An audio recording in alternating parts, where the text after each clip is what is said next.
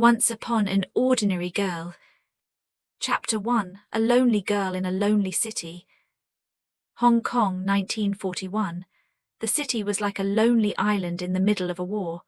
On the surface, it seemed alive with bright lights and parties, but if you listened carefully, you could hear the distant sound of bombs. Mok Siu-nung stood outside her aunt's apartment building, holding a small suitcase. Her blue cotton dress was old, the sleeves starting to fray. Her aunt Tong Wang opened the door. She wore a silk robe, had curly hair and bright red lipstick. She looked Siu-nung up and down slowly. "You've grown," Tong Wang said, her voice low and lazy. "Come in, don't stand there." The living room was dark, smelling of perfume, cigarettes, and something sweet. A gramophone played an old song. "I heard about your parents," Tong Wang said, lighting a cigarette. "War is like that, people die. You were lucky to get out." Siu-nung's fingers tightened around the handle of her suitcase. She remembered her mother's face as she pushed her onto the boat, her father waving on the dock. Now it was all just a few words to her aunt. "I'll pay rent," Siu-nung said softly but clearly, "when I find work." "Work?" Tong Wang laughed. "What can you do? Type, count money. The money you make in a month won't even pay for the electricity here." She walked over and lifted Siu-nung's chin with a red-painted fingernail. "Look at this face. Youth is your capital, silly girl. Tomorrow night I'll take you out. Dress nicely." That night, Siu-nung lay in a small bed in the guest room, staring at a water stain on the ceiling. Outside, she heard cars and laughter in English and Shanghainese. The city was so loud it could drown out anyone's tears. Chapter 2. Meeting in the Rain. Siu-nung first met Jim Siu on a rainy evening. Tong Wang took her to a cultural salon, really just a party in a big house. Women wore beautiful dresses, men talked about art and politics, glasses always full. Siu-nung was wearing a tight pink dress. It was hard to breathe. "Smile, smile more," Tong Wang whispered. "Don't be like a piece of wood." But Siu-nung couldn't smile.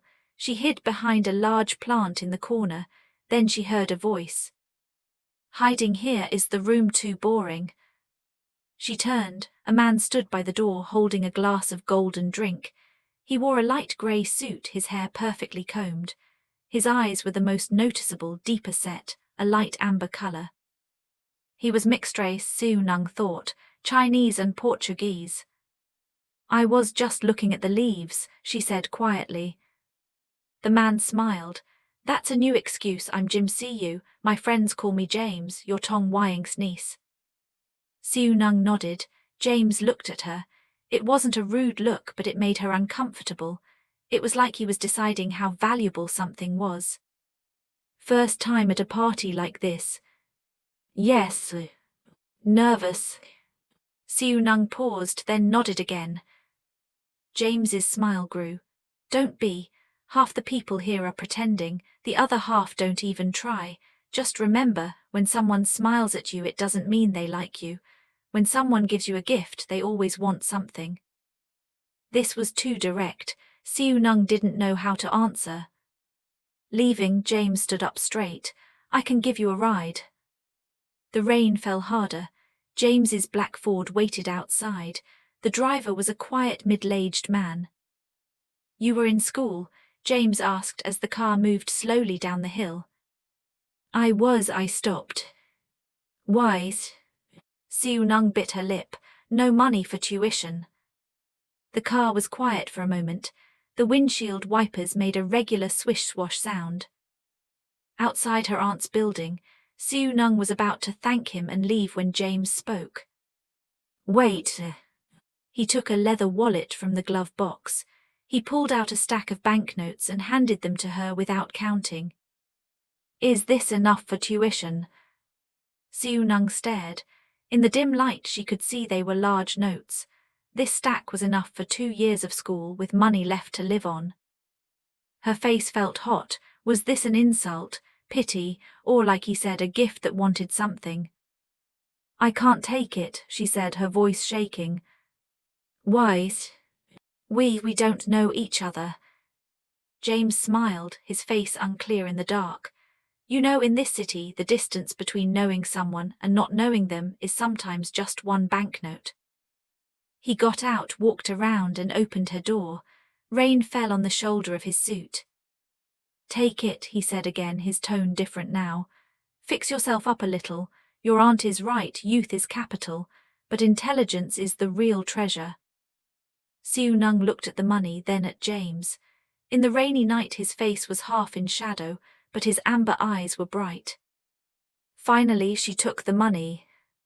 James nodded, satisfied, and got back in the car. Before driving away, he rolled down the window and said one last thing. Remember, I only help people once. Next time we meet, we're strangers. The Ford disappeared into the rain. Siu Nung stood there, holding the damp banknotes, feeling suddenly very cold. Chapter 3: A Dangerous Game. Siu Nung did not use the money for tuition. She bought a proper dress, new shoes, and had her hair styled. When Tong Wang saw her, she whistled.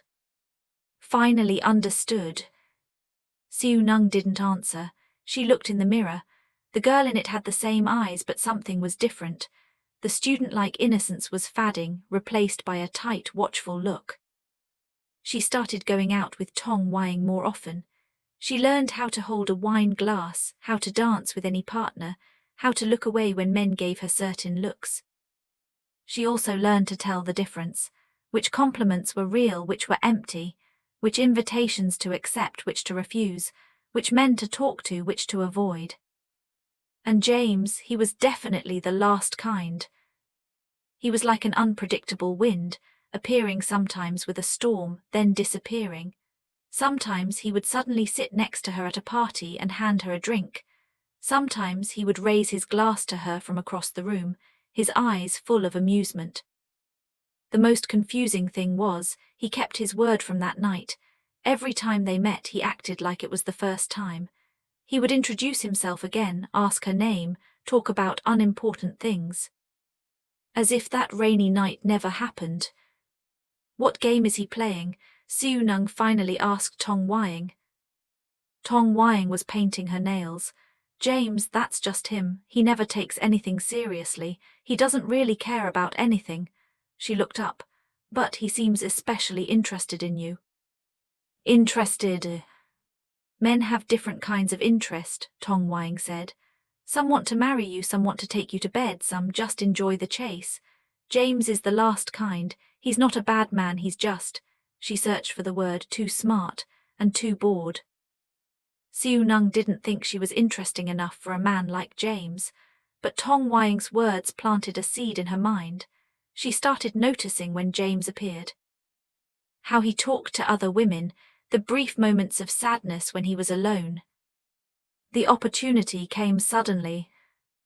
At a charity ball, Siu Nung's dance partner was a drunk British businessman. His hands began to wander.